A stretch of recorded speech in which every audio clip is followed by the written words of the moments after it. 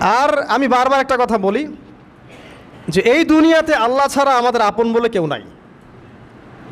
আপনি যাকেই আপন মনে করেন না কেন, আমাদের সম্পর্ক আছে বাবার সাথে, মায়ের সাথে, স্ত্রী সন্তানদের সবার সাথে, আমাদের হক আছে, অধিকার আছে, সব ঠিক আছে।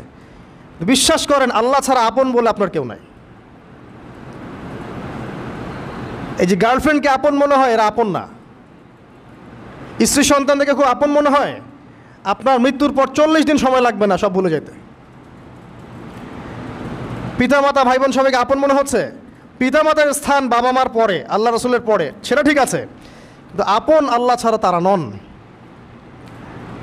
আপনি তাদের মনোপুতভাবে নিজে প্রতিষ্ঠিত হতে পারবেন না, তারা আপনাকে চিনবে না।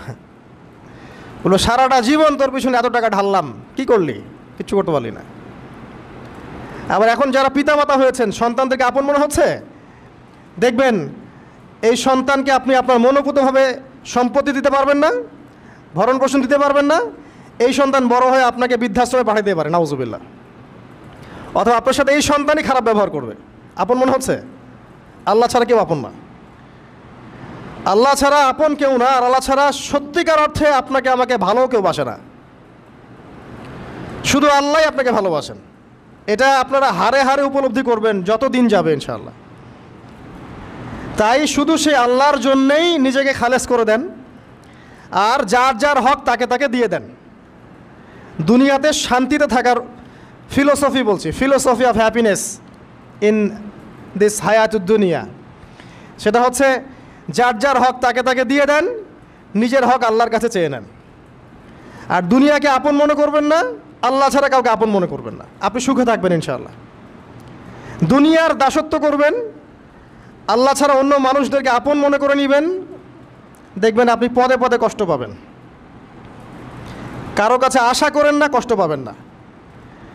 আমি এই প্রসঙ্গে কথাগুলো বললাম যে দুনিয়াকে আপন মনে করতে নাই, আর আল্লাহকে আপন মনে করতে হয়। আল্লাহকে আপন মনে করলে তখন আমার উপর কিছু দায়িত্ব চলে আসে। কি দায়িত্ব? আল্লাহ আমাকে সৃষ্টি করেছেন, রিজিক দিয়েছেন, লালন পালন করছেন, বাঁচিয়ে রেখেছেন, তার হাতে আমার মৃত্যু, তার হাতে সব কিছু। তো এখন আল্লাহ পাকের জন্য নিজের জীবনটাকে খালেস করে নেওয়া, যেভাবে আল্লাহ পাক চলতে বলেছেন সেভাবে চলা, যেগুলোকে আল্লাহ পাক নিষেধ করেছেন বর্জন করা। আর রাসূলুল্লাহ সাল্লাল্লাহু আলাইহি ওয়াসাল্লামের সুন্নাহ আল্লাহ পাক রেখে দিয়েছেন আমাদের সামনে। এই সুন্নাহগুলো যদি আমরা অনুসরণ করতে পারি ইনশাআল্লাহ, এই দুনিয়াতে কিছু পাই বা না পাই, ইনশাআল্লাহ পরকালে আপনি আল্লাহর ক্ষমা পাবেন ইনশাআল্লাহ তাআলা। কোরআনের সূরাগুলার অর্থ সব খুতবায় বলা যায় না, সময় সংকুলন হয় না। এত চমৎকার ওয়াদ-দুহা সূরা আছে না, শপথ দ্বিপ্রহরের, ওয়াল-লাইলি ইযা সাজা, শপথ রাতের যখন সেটা আচ্ছাদিত হয়, মা ওয়াদ্দাআকা রাব্বুকা ওয়া মা ক্বালা। আল্লাহ কত মায়া দিয়ে তার নবীকে বলছেন যে তোমার আল্লাহ তোমাকে ছেড়েও দেন নাই, তোমার আল্লাহ তোমাকে ছেড়ে দেন নাই। ওয়ালা সাউফা ইউতিকা রাব্বুকা ফাতারদা, শীঘ্রই তোমার রব তোমাকে দান করবেন এবং তুমি সন্তুষ্ট হয়ে যাবে। দুনিয়াতে চলতে গেলে দুঃখ কষ্ট হয় না? যারা ঈমান নিয়ে চলে ওদের দুঃখ কষ্ট বেশি হয়। তা আল্লাহ বলছেন টেনশন করো না, কষ্ট পেও না, তোমার রব তোমাকে ছেড়ে দেননি। ওয়ালা সাউফা ইউতিকা রাব্বুকা ফাতারদা, তোমার রব তোমাকে শীঘ্রই দান করবেন আর তুমি সন্তুষ্ট হয়ে যাবে। আলাম ইয়াজিদকা ইয়াতীমান ফাআওয়া, আল্লাহ বলছেন আল্লাহ কি তোমাকে ইয়েতিম রূপে পাননি, এরপর আল্লাহ কি তোমাকে প্রতিপালন করে বড় করেননি? ওয়াজাদাকা দাল্লান ফাহাদা, আল্লাহ কি তোমাকে পথভ্রষ্ট পান নাই, তোমাকে আল্লাহ পাক হেদায়েত দেন নাই? তো আল্লাহ যে এগুলো করেছেন সে আল্লাহ তোমাকে পরকালে ইনশাআল্লাহ ভালো রাখবেন। ফাআম্মাল ইয়াতীমা ফালা তাকহার, তো তুমি এতিমদের প্রতি কঠোর হয়েও না। ওয়াম্মা সাইলা ফালা তানহার, কেউ চাইলে তার হাতকে খালি ফিরিও না, ধমক দিও না। ওয়াম্মা বিনিআমাতি রাব্বিকা ফাহাদ্দিস, তোমার রবের এই সমস্ত নিয়ামতগুলো তুমি মানুষের কাছে বর্ণনা করতে থাকো। এর পরের সূরার দিকে খেয়াল দেখবেন, সূরা আলাম নাশরাহ লাকা সাদরাক, মনে হয় দুটো একটা আরেকটার সাথে পেয়ার। আলাম নাশরাহ লাকা সাদরাক, আমি কি তোমার হৃদয়কে প্রশস্ত করে দেই নাই? ওয়াদা'না আনকা ওয়িজরাক, তোমার বোঝাগুলো হালকা করিনি? কাকে বলছেন এগুলো আল্লাহ পাক? রাসূলুল্লাহ সাল্লাল্লাহু আলাইহি ওয়াসাল্লামকে। তো যে মানুষটা জান্নাতে যাবে নিশ্চিত, এবং যিনি জান্নাতের দরজা না খুললে জান্নাতের দরজা কারো জন্য খোলা হবে না। যে মানুষটা হচ্ছে ভদ্র, স্মার্ট, বিচক্ষণ, কোনো মানুষ পৃথিবীতে নাই। সকল ধর্মের মানুষ মানে এটা। কিছু আছে শয়তান, মানুষ টুবি শয়তান, এরা মানে না, বাট দেখবেন ম্যাক্সিমাম মানুষই মানে, হোক সে ইহুদি বা খ্রিস্টান বা হিন্দুইজম বা মুসলিমরা তো মানেই, সবাই মানে যে মুহাম্মদ সাল্লাল্লাহু আলাইহি ওয়াসাল্লামের মতো স্মার্ট, বিচক্ষণ, ভদ্র, সুচরিত্রের মানুষ পৃথিবীতে কোনোদিন আসেও নি, আসবেও না। তো সেই নবীর জীবনটা আপনি পড়ে দেখবেন, আর রাহিকুল মাখতুম বইটা, যে চড়াই আর উতরাই, খালি দুঃখ, কষ্ট, যন্ত্রণা, লাঞ্ছনা, কন্টিনিউয়াসলি। আমাদের নবী সাল্লাল্লাহু আলাইহি ওয়াসাল্লাম তো 1 মাস শান্তিতে ঘুমানো নাই নবী হওয়ার পরে। যখন তিনি মারা যান, ফাতিমা রাদিয়াল্লাহু আনহার কথা মনে আছে না? কানে কানে কি জানি বললেন। তখন আমাদের নবী একটা কথা বলেছিলেন, আমি এই বয়সে এসে কথাটা বুঝি, মাদ্রাসা লাইফে, ইউনিভার্সিটি লাইফে বুঝিনি।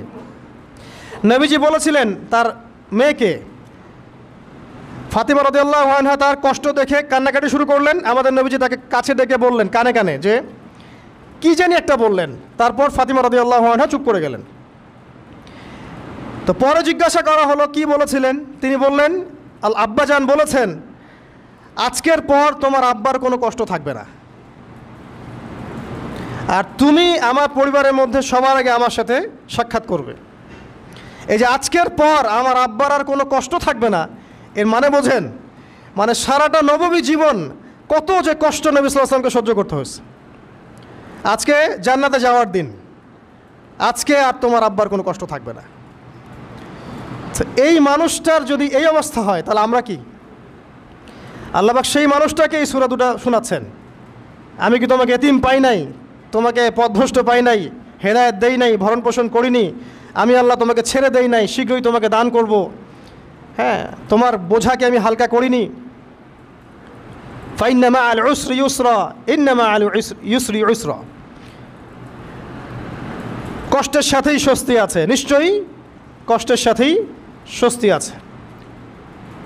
ফাইদা ফারাগতা ফানসাব ওয়া ইলা রাব্বিকা ফারগাব, যখন তুমি অবসর পাবে তখন তোমার রবের দিকে একনিষ্ঠ হও। এটাই বলতে যাচ্ছি আমি আপনাদেরকে, যে আমাদের উচিত শুধু আল্লাহর দিকে একনিষ্ঠ হওয়া, দুনিয়াকে ভালো না বাসা, কিচ্ছু না দুনিয়াটা। আমার চেয়ে ভালো আপনারা এটা জানেন না, কিচ্ছু না দুনিয়াটা, মানে মুহূর্তেই ডিজাস্টার হয়ে যেতে পারে। আর যাদেরকে নিয়ে এই দুনিয়া, আমাদের মা বাবা, ভাই বোন, আত্মীয় স্বজন, স্ত্রী সন্তান, এরা সবাই যে যার হক চাচ্ছে, তাদের হক দিয়ে দেন, আপনি খুব ভালো, দিতে পারবেন না, আপনি ভালো না। সারাটা জীবন করতে থাকেন, দেখবেন একদিন দিতে পারেন নাই, সে আপনাকে চিনবে না। নবী সাল্লাল্লাহু আলাইহি ওয়াসাল্লাম বলেননি এই কথাগুলো? জাহান্নামে যাওয়ার কারণ এগুলো উল্লেখ করেন নাই? কিসের আত্মীয় আর কিসের আপনজন আর কিসের অফিসের বস আর কিসের কি, সবাই সবার স্বার্থ নিয়ে পড়ে আছে। শুধু একজন সত্তা আপনার কাছে স্বার্থ চায় না, সে কে? আল্লাহ পাক। এটা যদি বুঝতে পারেন তাহলে দেখবেন মনটা আল্লাহর দিকে নরম হয়ে যাবে। আর মুসলিমদের এখন এই মানসিক আত্মশুদ্ধিটা বেশি দরকার। আমরা কেন যেন অস্থির জাতি হয়ে গেছি এখন, একটা মানসিকভাবে শান্তি নেই আমাদের মধ্যে। খেয়াল করে দেখবেন সারা দিন দুশ্চিন্তা, দুর্ভাবনা, পেরেশানি। নামাজে আসি তাও মনে হয় যত তাড়াতাড়ি নামাজ শেষ করতে পারলে বাঁচি। 5 মিনিট 4 রাকাত নামাজ, আর ইমাম যদি ভুলে 10 মিনিট পড়ায় তো চাকরি নট। খতিব খুতবা দিবে 30 মিনিট ঘড়ি ধরে বলে দিবে, ভুলে যদি 10 মিনিট বেশি দিয়ে ফেলছে, আজকে আসছেন ভালো কথা, হাদিয়া নিয়ে যান, পরের দিন আর আসেন না। অস্থির। অস্থিরতার কারণ দুনিয়ামুখিতা, আল্লাহ থেকে দূরে থাকা। অস্থিরতার কারণ কোরআন থেকে দূরে থাকা। অস্থিরতার কারণ নিয়মিত সুন্নাহর উপর আমল না করা, ডেইলি জিকির আজগারগুলো না করা, ডেইলি কোরআন তেলাওয়াত না করা, হাদিস অনুবাদ সহ না পড়া, দিনের জ্ঞান চর্চা না করা, দিনী হালাকাগুলোর মধ্যে না বসা। অস্থিরতার অনেক কারণ, টাকা পয়সার পিছনে ছোটা, বাড়ি গাড়ি স্ট্যাটাসের পিছনে ছোটা, এবং এই লোভ, এই লালসা আপনাকে স্থির থাকতে দিবে না। অস্থিরতার কারণ এই যে আমরা বলি মেটেরিয়ালিজম, আমরা বলি বস্তুবাদিতা, এগুলো অস্থিরতার কারণ। এগুলো কখনো আপনাকে স্বস্তি দিবে না। আপনি যত দৌড়াবেন দুনিয়ার পেছনে, দুনিয়া আপনার থেকে তত পালাতে থাকবে। আর আল্লাহ পাক বলেছেন, হে আদম সন্তান, আমার ইবাদতের জন্য সময় বের করো, আমি তোমাকে দুইটা জিনিস দিব। এক নাম্বার, তোমার হাতকে আমি সচ্ছলতা দিয়ে ভরে দিব, আর দুই নাম্বার, তোমার সমস্ত অভাব আমি দূর করে দিব। যে ব্যক্তি আল্লাহর জন্য সময় দেয়, আল্লাহর জন্য বাঁচে, আল্লাহর জন্য মরে, সব কাজ আল্লাহর সন্তুষ্টির জন্য করে, দেখবেন ও মনের মধ্যে শান্তি আছে। হয়তোবা তার 5তলা 10তলা বাড়ি নাই, BMW নাই, সুজুকি জিক্সার নাই, তারপরে দেখবেন সে অনেক শান্তিতে আছে, কারণ তার মনের মধ্যে একটা প্রশান্তি কাজ করে।